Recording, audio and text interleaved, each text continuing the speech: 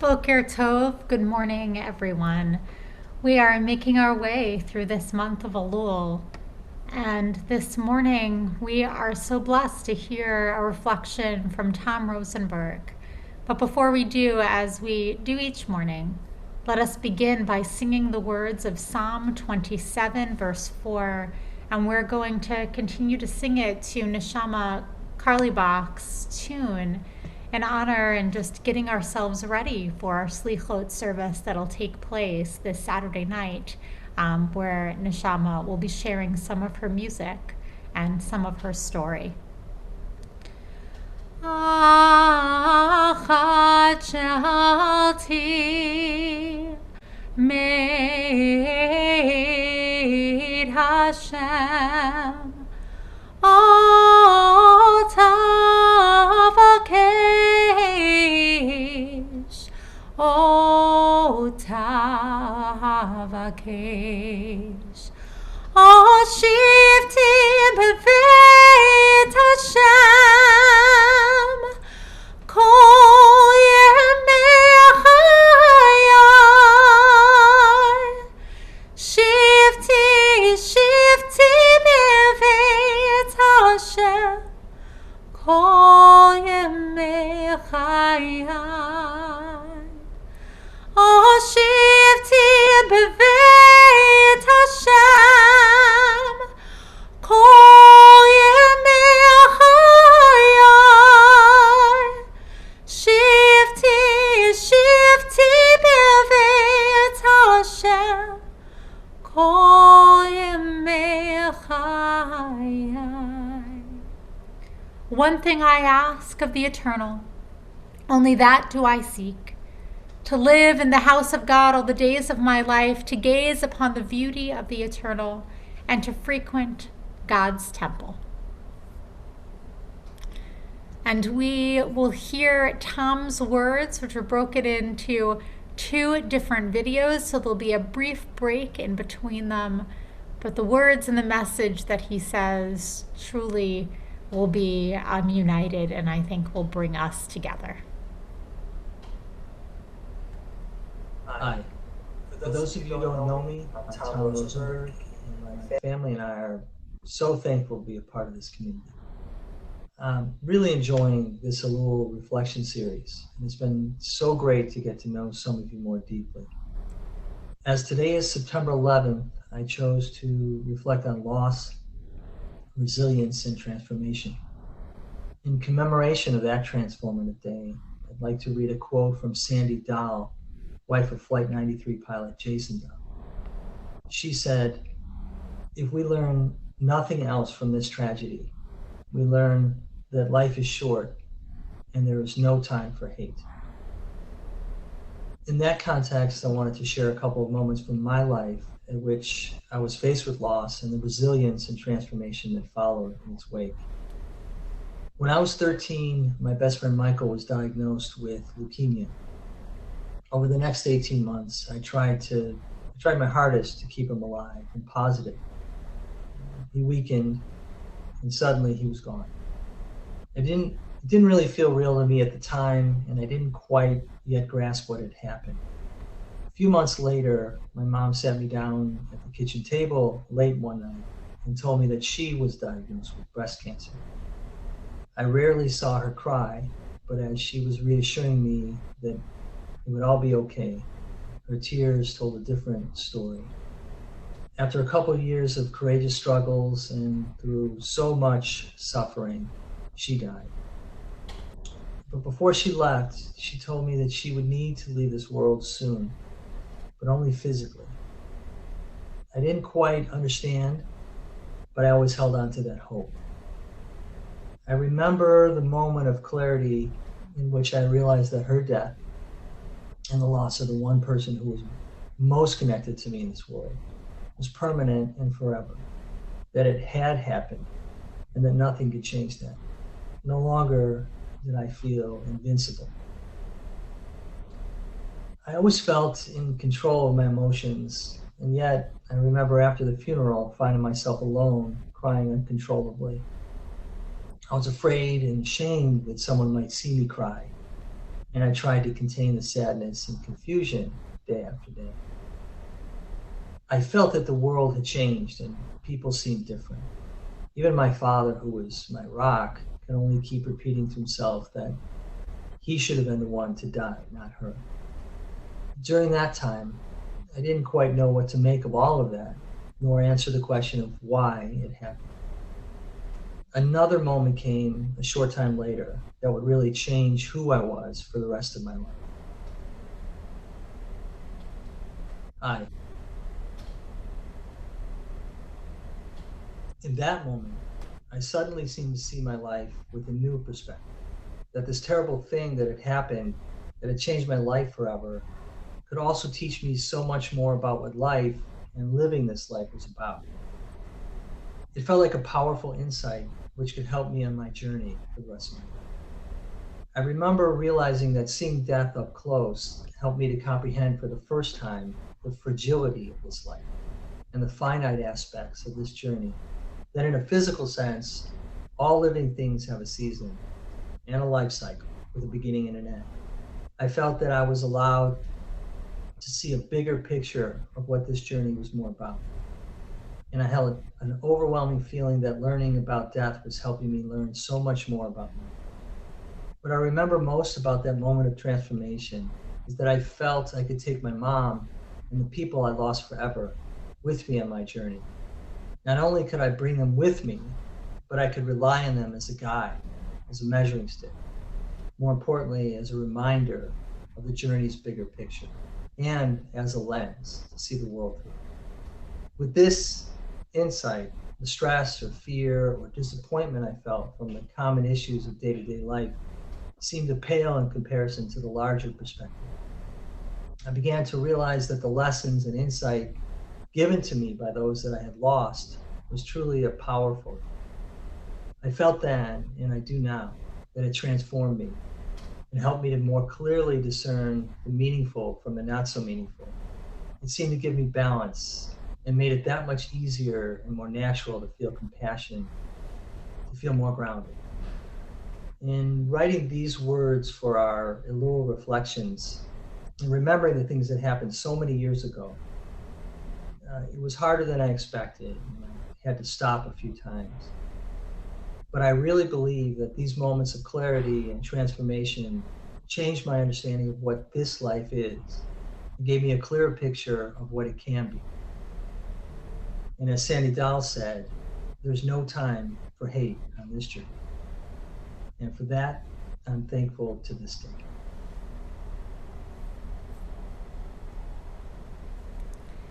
Thank you, Tom, so much for your humbling reflections about life and death and loss and resilience. And you're right, on this day of 9/11, this day where 19 years later we remember so much loss, it is fitting to think about the legacies of those who have left behind.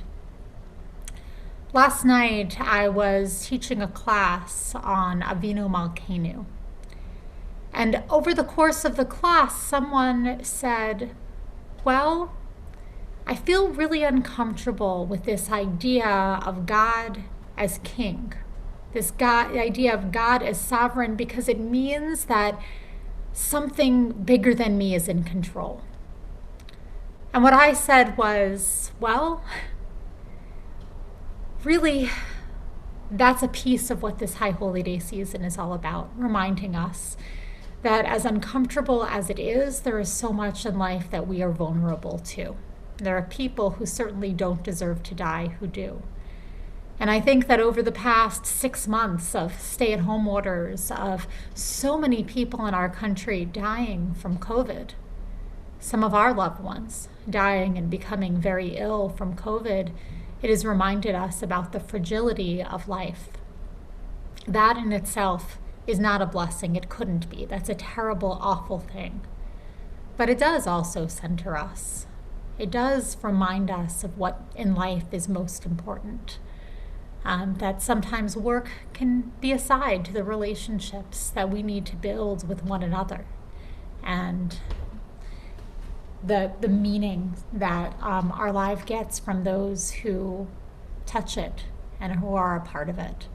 So, Tom, I just want to thank you so much for your reflections, which gave me goosebumps and give me a lot to think about, and I think will do the same for many of us. I want us to turn, as we do each morning, to the words of Psalm 27. Rereading these words each morning, we hope to find some new meaning within them. Of David, Adonai is my light and my victory, from whom shall I feel fright? Adonai is the stronghold of my life, from whom shall I feel terror? When evildoers approach me in battle to feed on my flesh, my pursuers, my adversaries, they have stumbled and they have fallen down. If a camp encamps against me, my heart will not fear. If a war arises against me, in this would I trust. One thing I have sought from Adonai, how I long for it, that I might live in the house of Adonai all the days of my life, that I might look upon the sweetness of Adonai and spend time in the palace, that you might hide me in your sukkah at a chaotic day. Hide me in the hiding places of your tent. Raise me high upon a rock. Now my head rises above my enemies round about, and in your tent I'll offer offerings to the sound of the truah.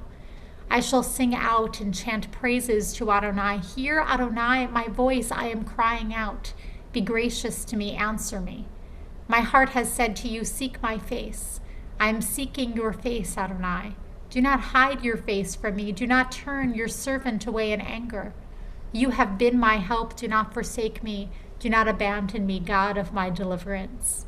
For my father and my mother have abandoned me, yet Adonai gathers me up. Make your path apparent to me, guide me in the upright road, because of those up ahead who lie in wait for me. Do not hand me over to the lust of my adversaries, for false witnesses have risen against me, puffing violently. Had I not the faith that I would see the goodness of God in the land of life, wait for Adonai, fill your waiting with hope in Adonai. Let your heart be strong and of good courage, and wait hopefully for Adonai.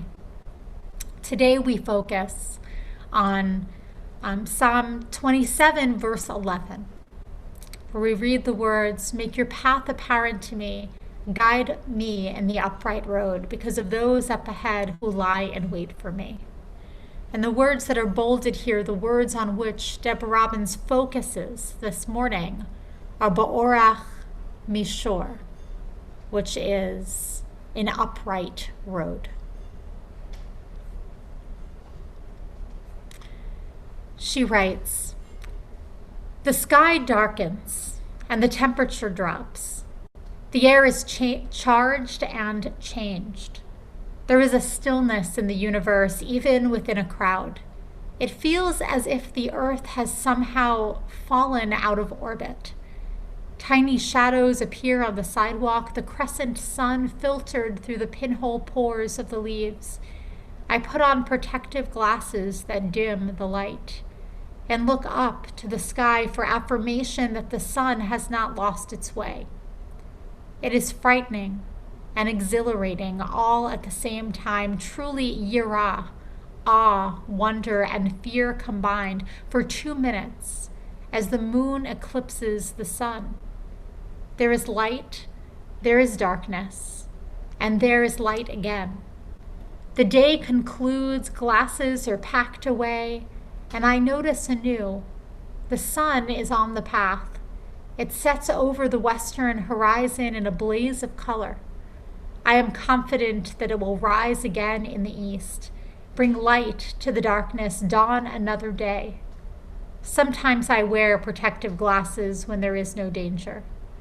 I don't want to see what is right in front of me. I trip, I fall, I get lost. When I take them off, I see God's path in the world, broad, spacious, fraught with dangers and challenges, possibilities that could break my heart. The potential to leave me in despair, but I can see a path that leads to darkness and also to light, lots and lots of light. An eclipse is an invitation to get back on the path. I am humbled to live in God's big universe. As I read these words this morning, they take on a different meaning than I think they would have in other circumstances, because all of us in Southern California, throughout Oregon, throughout so many different states that have so many fires going on right now, our sky does not look normal. And so it's not possible to put on our glasses and to not see the devastation that is around us because we have witnessed to it right in our own backyard. It's my hope that this call to action, as uncomfortable as it is, can move us to find ways that we can help, find ways that we can be of assistance. And in the coming days and weeks, as we figure out exactly what the needs are and how we can respond, I'll be letting everyone know how we can come together as a community to help those who are affected by all of these wildfires. Because when difficult times come, the best thing that we have is community. The best thing that we have is our ability to rally together and be there for one another. And this morning, I want to thank all of you for being here.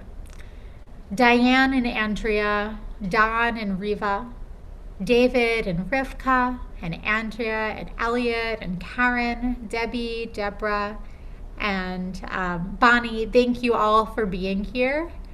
And for everyone else who is here as well, for everyone who joins us later in the day, I'm just so glad that you can be part of community, that you can gather each morning and just lift one another up throughout these days of Elul. And thank you again to Tom, to everyone who has offered reflections over the past 3 weeks.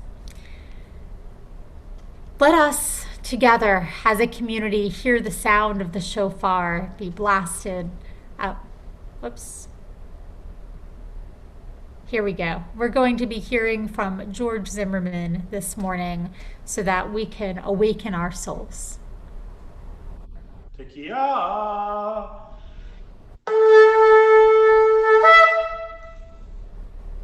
Teruah.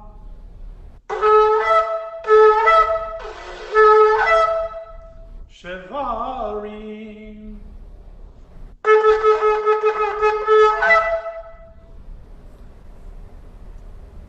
Thank you so much, George. And as we conclude each morning, let us sing the words of Mishaberach in hopes that all those who are in need of any kind of healing, healing of mind, healing of body, healing of spirit, can find some of that healing on this day. I invite you to join with me.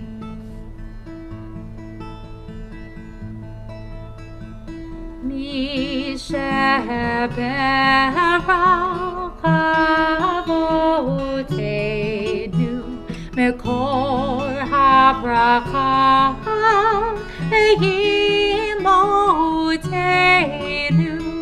May the source of strength, who bless the ones before us, help us find the courage to make our lives a blessing, and let us say Amen. Mishaberach imotenu mekor habracha lehavotenu. Bless those in need of healing with refuah shelema, the renewal of body, the renewal of spirit, and let us say Amen.